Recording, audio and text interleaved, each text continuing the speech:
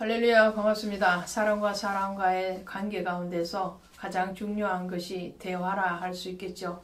부부간의 대화를 얼마만큼 하느냐, 또 부모와 자녀의 사이에 대화가 얼마나 있느냐, 또 교회의 목회자와 성도들 간의 대화의 시간이 얼마나 있느냐에 따라서 그 가정과 교회가 분위기가 어떠한가, 또 그들의 사랑과 친밀도가 어떠한가를 알 수 있습니다.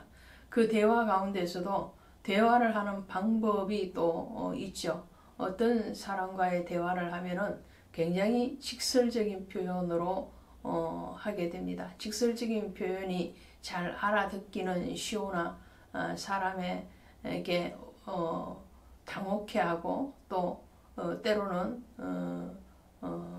그 말의 의도와 다르게 근접하게 되는 그런 경우도 있는 것을 보게 됩니다.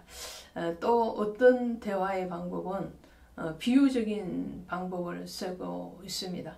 은유적인 방법을 통해서 그 사람의 마음을 움직여가고 또 목적한 바를 이루어가는 그런 지혜로운 표현의 어떤 방법이 비유적인 방법이 아닌가 합니다.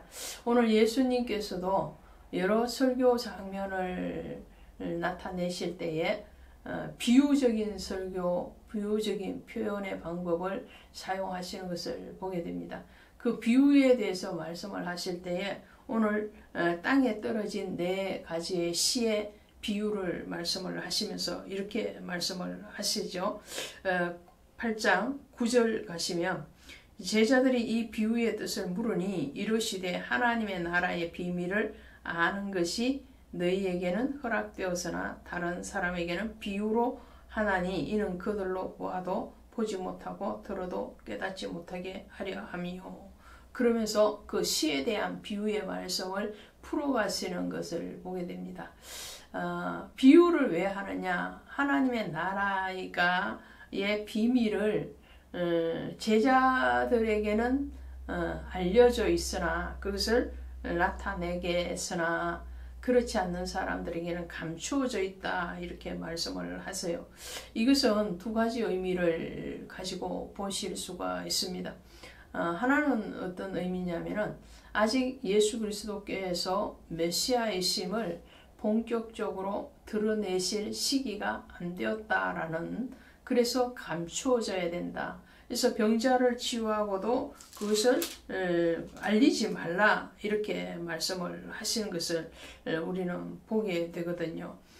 그런 것을 볼 때에 예수님의 이 사역의 목적이 바로 그리스도의 나라, 하나님의 나라를 이루기 위한 것인데 그 나라를 공표하시는데 아직은 때가 되어지지 않았다. 예수님 자신을 드러낼 때가 안 됐다라는 말을 하시는 것이 첫 번째고요. 또 하나는 그리스도의 나라, 하나님의 나라에 들어올 자, 다시 말씀드리면 구원받을 자는 예정되어 있다라는 뜻으로도 우리가 해석을 할 수 있겠죠. 예정되어진 그 영혼, 그 사람에게는 이 비유의 말씀이 깨달아진다라는 거예요.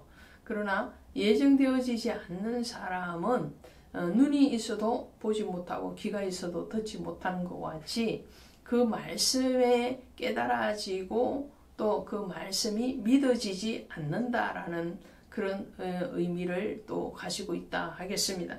그래서 씨 뿌리는 비유를 할 때 이 씨는 하나님의 말씀이요 그랬어요. 씨는 말씀이죠.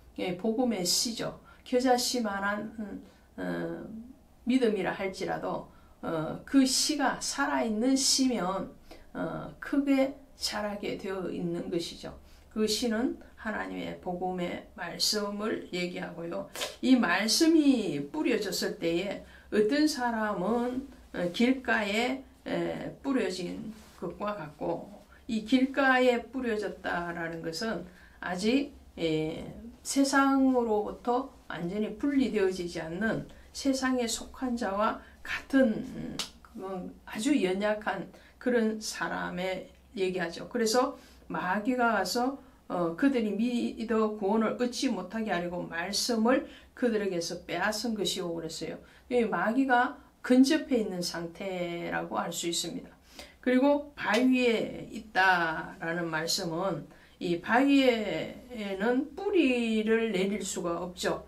뿌리를 내리지 못하니까 금방 그 씨가 말라서 죽어버리게 되죠.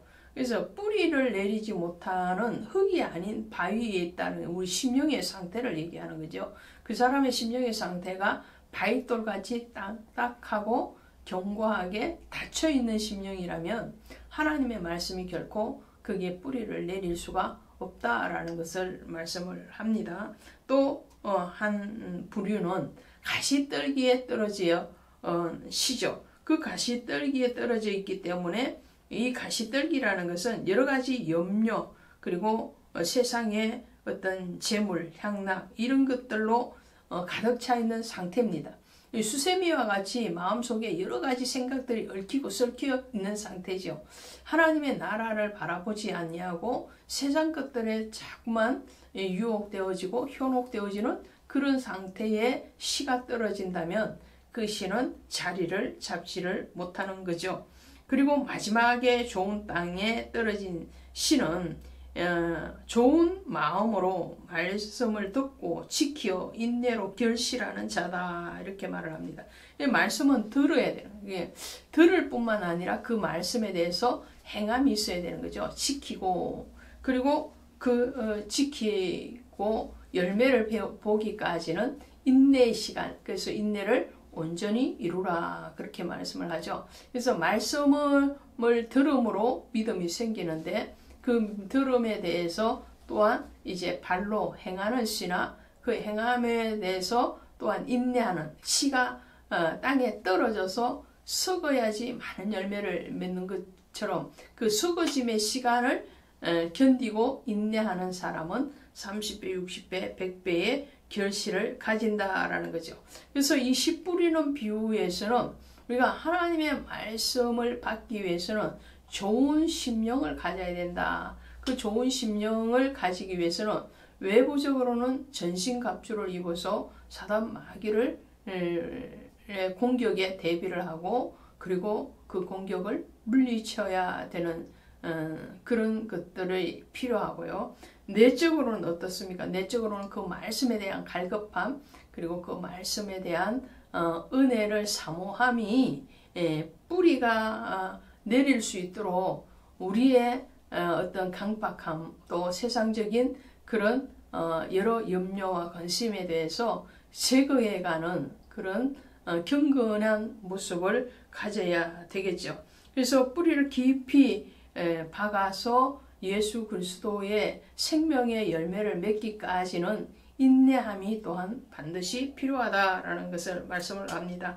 그리고 등경 위에 등불에 대한 비유 그리고 귀신 들린 사람을 고쳐내시는 사건 또 야이로의 딸을 고쳐내시는 그런 혈류병 들린 환자에 대한 말씀을 하시는 거죠.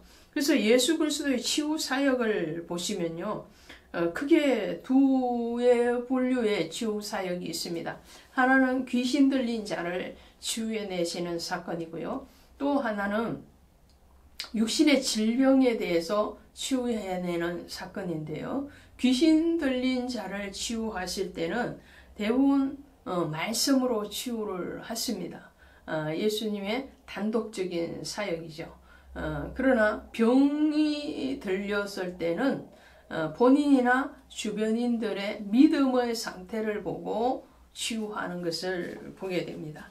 자, 오늘 야이로의 딸을 고쳐내실 때도 어떻게 하시느냐 하면은 회당장인 야이로라 하는 사람이 와서 예수님의 발 아래 엎드려서 자기의 12살 된 딸을 고쳐달라 이런 간구함이 있는 거죠. 그러니까 이 야이로의 어린 딸은 본인의 믿음보다는 그 회당장 야이로의 틀을 벗어내는 율법적인 회당장에서 복음이신 예수 그리스도 앞에 순종되어지고 복종되어지는 그런 신앙을 통해서 그 딸이 치유가 일어나는 것을 보게 되죠. 그래서 여기서 무리가 환영하니 40절에 무리가 환영하니 이렇게 했는데 이 환영하니라는 말은 받아들인다 이런 거죠.